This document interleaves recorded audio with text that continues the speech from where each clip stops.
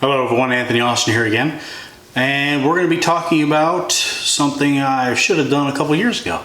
A review of the Tennessee Arms Hybrid Lower Receiver. As you see, we have one right here.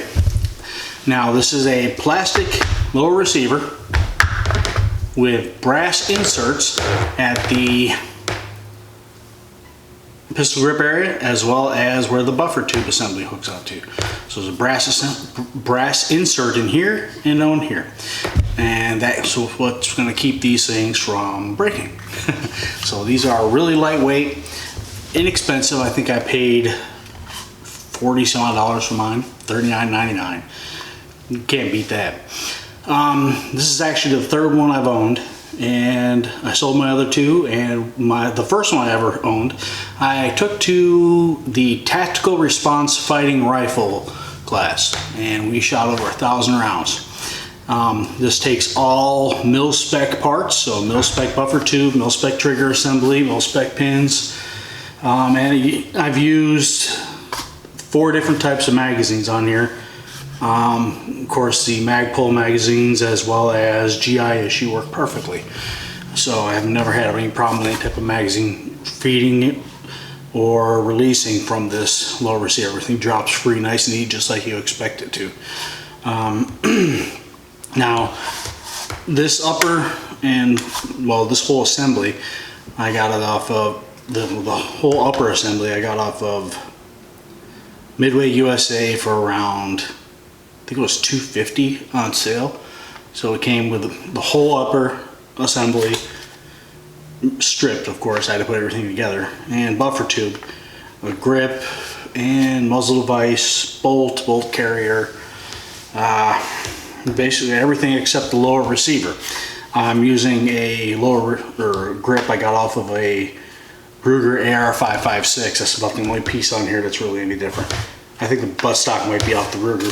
Yeah, this is off of Ruger as well. But you see, you've got low profile gas block and the old A2 style clamshell foregrip, but that'll be quickly changed to a free float if I ever feel like it.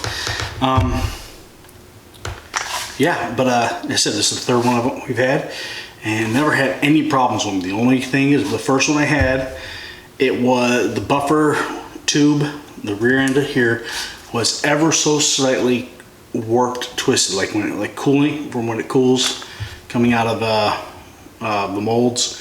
It looked like maybe it just kind of tweaked, just not even a full degree, maybe only a quarter of a degree, but it was just enough for the buffer to catch it oddly, or not the buffer, the bolt to catch it oddly on the buffer, so it wouldn't hit on the buffer flush. And I ended up fixing it with a 45-pound weight and a hot gun, or a heat gun. So I just warmed it back up just a little bit, made sure everything was nice and supported, and just pressed it into the position I wanted it to be in, and left it there to let it sit.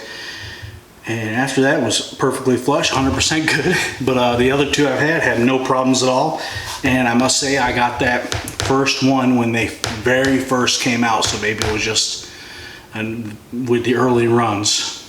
And wow, it's like 6 years ago now. 5 years ago? Yeah, about 5 years ago, 5-6 years ago. Seems like a long time.